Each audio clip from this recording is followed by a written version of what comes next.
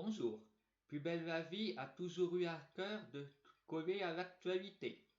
Et c'est le cas cette semaine. Mais contrairement à d'habitude, il ne s'agit pas d'un scénario écrit à la va-vite pour respecter l'épidémie de coronavirus. Non, car cette intrigue a été écrite un an plus tôt. Comme quoi, les équipes de scénaristes ont sans faire exprès anticipé le problème. Il n'a ensuite fallu qu'à adapter quelque peu les dialogues pour que l'épidémie soit celle qui fait les tristes nouvelles dont nous parlons très souvent ces derniers temps. Voyons un petit peu comment les protagonistes se sont retrouvés impliqués là-dedans. Nous avons vu Alexandra vouloir échapper à la police mais être renversée par une voiture et conduite à l'hôpital en attendant d'être interrogée sur ses possibles liens avec Pavel. Mila a enfin compris que sa mère la manipule pour obtenir de l'argent. Elle a été blessée par l'ami de celle-ci.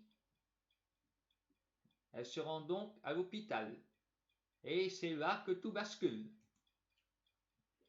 Puisque jeudi, alors que le président de la République fait un discours annonçant les mesures pour lutter contre le coronavirus, l'épisode de Plus belle la vie se retrouve décalé de quelques minutes. Et que voyons-nous dans cet épisode? Un homme revenant de Chine ne se sent pas bien. Et il décède rapidement aux urgences. Du coup, une partie de l'hôpital se retrouve confinée.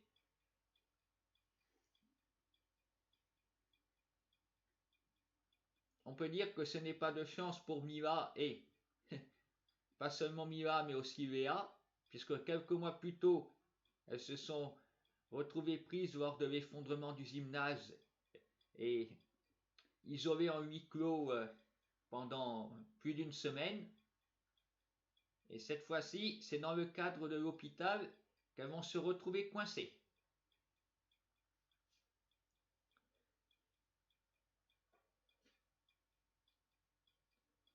Et pas de chance non plus pour Emily qui venait rendre visite à Léa, pour Kevin qui était chargé de surveiller Alexandra, et voilà aussi piégé.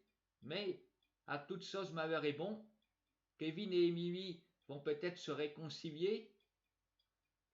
Après tout, ils auront un petit peu du mal à se fuir bien longtemps, dans un espace restreint. Autre réconciliation possible, Jeanne et Mila. Même si Mila ne voulait pas de traitement de faveur à l'hôpital, elle s'y retrouve à présent. Jeanne ne peut pas la rejoindre pour des raisons de sécurité, mais elle n'a pas forcément dit son dernier mot. En tant que directrice, elle a peut-être des passages secrets pour se rendre d'un bout à l'autre de l'hôpital. Elle va peut-être prendre la décision de se retrouver confinée avec Mila.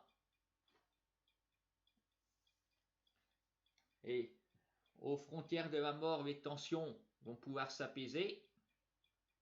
Autre possible rapprochement, ce n'est que spéculation de ma part, mais je verrais bien Alexandra et Léa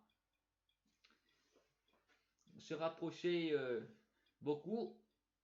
Pour Alexandra, je ne sais pas, mais Léa, on connaît ses préférences sexuelles. Elle ne semble pas tenir rigueur à Alexandra de l'avoir violemment bousculée. Alors que va-t-il se passer pendant ce qui va durer, à mon avis, une bonne semaine? Après, tout est possible. Je ne crois pas qu'il y ait beaucoup de personnes que nous connaissons. Le docteur Guika est-il là? Après, de qui pourrait-il se rapprocher? Le bonhomme n'a jamais beaucoup servi. Babette, je ne crois pas qu'elle soit Si, elle était aux urgences, on l'a vu. Donc normalement, elle est aussi contaminée, elle devrait rester là-bas.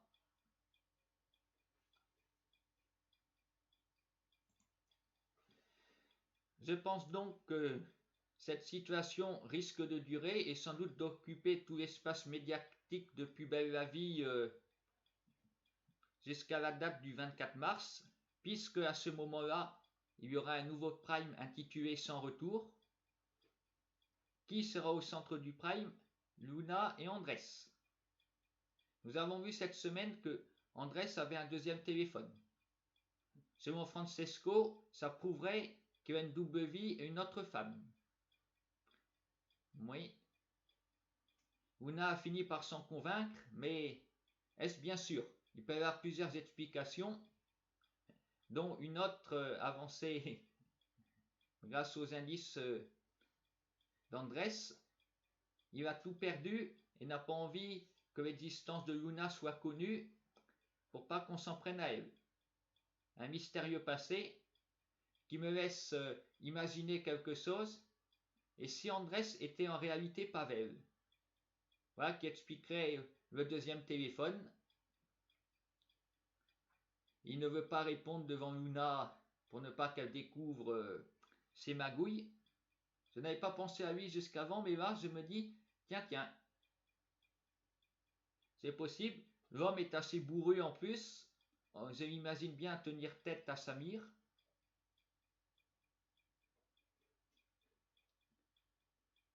Après, nous verrons. La policière aussi a dit qu'elle avait tout perdu, sa famille, à cause de Pavel, avant de se raviser. Alors, est-ce l'homme qu'elle recherche ou pas? Et si, en réalité, Andrés était lui-même une victime de Pavel, pourquoi pas même un flic qui serait en couverture pour enquêter sur Marseille? Ça pourrait aussi expliquer le deuxième téléphone.